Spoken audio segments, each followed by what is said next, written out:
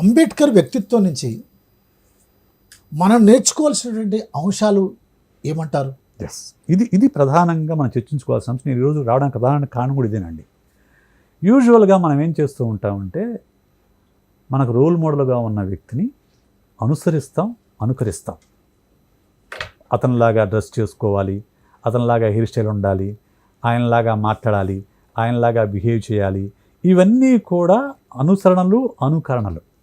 ఇది చాలామంది చేస్తారు. ఇప్పుడు అంబేద్కర్ లాగా సూట్ వేసుకోవడము, అంబేద్కర్ లాగా పుస్తకం చేతిలో పెట్టుకోవడము, లేదంటే అంబేద్కర్ జయంతి రోజు ఫేస్బుక్ డీపీలు పెట్టుకోవడము, ఇవన్నీ చాలామంది చేస్తారు. లేకుంటే జై భీమని నినాదాలు ఇవ్వడము, ఇవన్నీ చాలామంది చేస్తారు.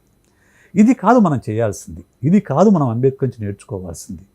అంబేద్కర్ని నేర్చుకోవాలంటే అంబేద్కర్ యొక్క జీవితాన్ని, అంబేద్కర్ దేన్నైతే నమ్మాడో దాన్ని మనం అర్థం చేసుకోవాలి. అంబేద్కర్ ఏమి నమ్మాడు, దేన్ని నమ్మాడు? ఈ దేశంలో ఉండే కులాన్నో, మతాన్నో, లేకుంటే నాయకులను వీళ్ళెవరు నమ్మలా.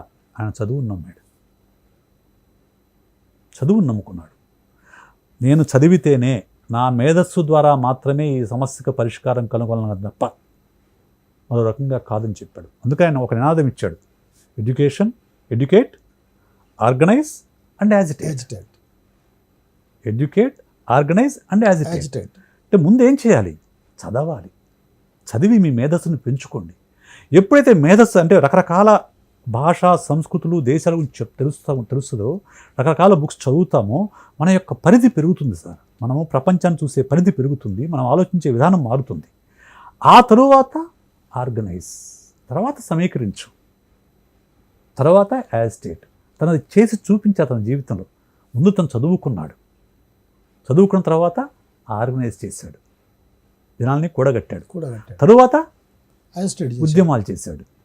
ఇది మనం అర్థం చేసుకోవాల్సిన విధానం. కానీ మనం ఏం చేస్తాం, మన వాళ్ళు ఏం చేస్తున్నారు?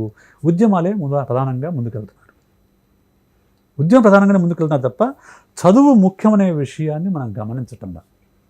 అంబేద్కర్ ఇంకోసారి చెప్తాడు, దళితుల్లో చదువుకున్న వాళ్ళు కూడా చదువుకున్న తర్వాత దళితులు దూరం అవుతున్నారు, వాళ్ళు నయా మనువాదులుగా మారుతున్న విషయం అంబేద్కరే ప్రస్తావించాడు పుస్తకాలలో. ఇక్కడ జరుగుతున్న, నేను చూసిన సందర్భంలో కూడా చాలామంది అలాగే తయారవుతున్నారు.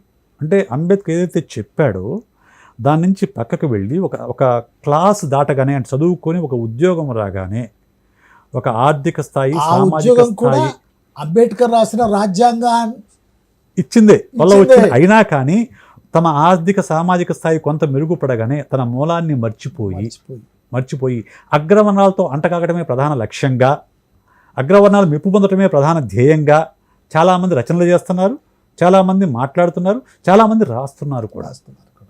ఇది కాదు చేయాల్సింది. నిజమైన అంబేద్కర్ అంటే, అంబేద్కర్ అయితే నిజంగా అంబేద్కర్ అనుసరించాలంటే బాగా చదవండి, విస్తృతంగా చదవండి. ఆయన మూల సమస్య ఏదని అనుకున్నాడో, ఏదైతే చూపించాడో దానికి ఆపోజిట్గా, ఆ సమస్య పరిష్కారం కోసం మీరు ఆర్గనైజ్ చేయండి, యాజిటేట్ చేయండి. ఇది ప్రధానంగా అనుసరించాల్సిన మార్గం. మనం ఎవరైనా కానివ్వండి, I'm not talking about the Dalits, I'm talking about all the human beings. ఎవరైనా కానివ్వండి, మీకు కనపడిన సమస్య ఏంటి? అంబేద్కర్ ఏం చెప్పాడు? చదువు. నీవు ఏ సమస్య ఉందో దాని గురించి చదువు, తర్వాత సమీకరించు, ఫైట్ చేయి. ఇది మనం చేయాల్సిన పని.